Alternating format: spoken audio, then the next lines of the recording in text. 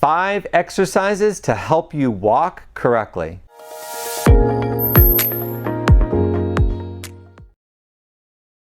Hi, my name is Doug. I've been a physical therapist for 30 years and I specialize in helping people with balance problems learn to walk again. In this video, I'm going to show you 5 exercises that you can do that correct the common mistakes that people make when they walk. The first biggest mistake is walking with your knee too stiff. Whenever you walk and your heel hits the ground, your knee should be slightly bent. There's supposed to be a 5 to 15 degree bend in your knee. That will allow you to adjust very quickly if anything changes or if the ground is uneven. Walking with your knee too stiff is a leading cause of falls. Here's an exercise that can help. Pillow step with knee bend. To do pillow stepping with knee bend, you'll need 2 things. You'll need a pillow or something soft to step on, and you'll also need a countertop nearby just for safety. To do the exercise, you want to basically stand on the ground and then step forward, making sure that when your heel hits the pillow, your knee is bent. Then, as your foot is on the pillow, you want to shift all your weight to the foot that's on the pillow. Then you want to step back again onto the ground and repeat with the other leg.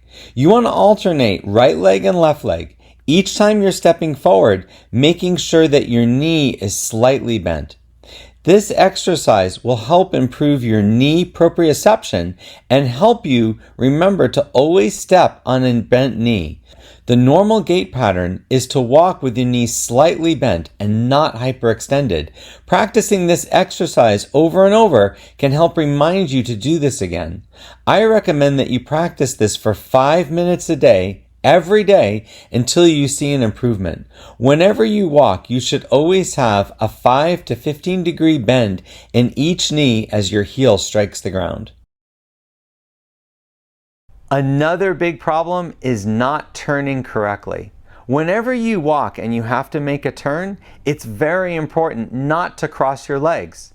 A leading cause of seniors falling is trying to turn but crossing their legs. Here's an exercise that can help. Turn training. To improve your ability to turn left and right on level ground, you want to be near something sturdy like a countertop. And all you do is practice turning to the right and left. When you turn to the right, you want to lead with your right foot. You want to practice never crossing over. I suggest starting with a quarter turn to the right and then a quarter turn back to the left. When you feel you can do this without holding on, you can progress to a half turn. A half turn is just what it sounds like, a 180 degree turn. A lot of people find that their hips are very stiff, especially the muscles on the inside of your leg. If you find that you can't do this, then just stick with the quarter turn.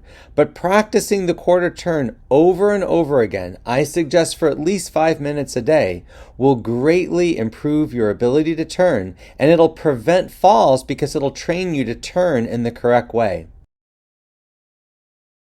Another big issue is shuffling.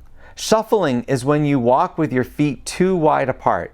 Normally, you're supposed to walk with one foot in front of the other, but many people that have had falls or who are afraid of falling tend to shuffle because they don't want to lift their foot off the ground when they walk. They're actually afraid of balancing on one leg. Here are 2 exercises that I use to correct this problem. Weight shifts. To do weight shifts, you'll need something sturdy to hold on to. You can use a countertop or the back of a chair, anything that's sturdy. To do this correctly, you want to grab with both hands on something sturdy and then put all your weight on one leg while you lift the other foot off the ground. Then you're going to shift your weight over to the other leg. You want to repeat this going right to left. Now, the main thing that people have trouble with this is they don't shift fully onto both sides. You want to have both of your hips over your leg on the right and both sides of your hip over your left leg on the left. And that means shifting fully in each direction. Most people, what they'll do is not shift much at all. The reason people shuffle is they're not shifting their weight. And that's why this exercise is so helpful. The goal of this is to do this for 20 repetitions, just one set of 20.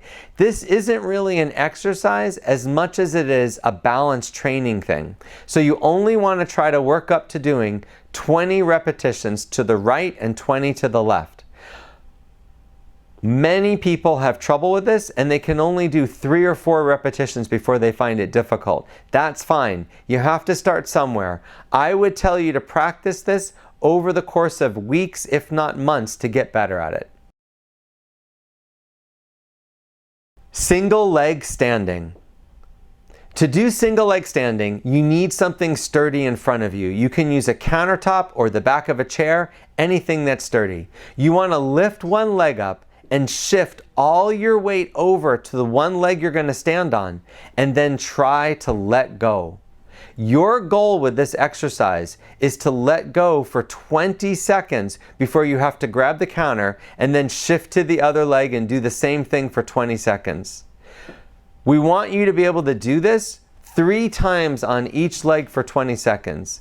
But most of the clients that I see and most of the people I work with, this can take months to get to this goal. In the beginning, it's fine if you have to hold the countertop with one finger or even one hand just to get used to this exercise. The key to this exercise, the thing that most people struggle with, is they're not shifting their weight enough. When you stand on one leg, you have to shift all of your weight over onto that side to allow you to stand on one leg without holding on. So if you find that you're having to grab the countertop, you're probably not shifting all your weight over. That's the key to this exercise. I find that people take doing this every single day, sometimes twice a day, for 4 to 6 weeks before they really see an improvement and can balance on one leg. Heel to toe walking. To do this activity, you just need something sturdy to hold on to. You can use a countertop, the back of a chair, you can even use your kitchen sink. You want to walk heel to toe 2 to 3 steps in one direction, then grab onto that object, turn around, and walk 2 to 3 steps in the other direction. When you're walking heel to toe, you're actually putting one foot in front of the other with your heel touching your toe.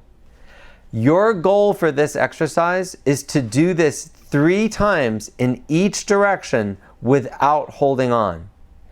In the beginning, you might have to hold on the entire time or at least put one finger on the countertop the whole time. That's fine. People aren't automatically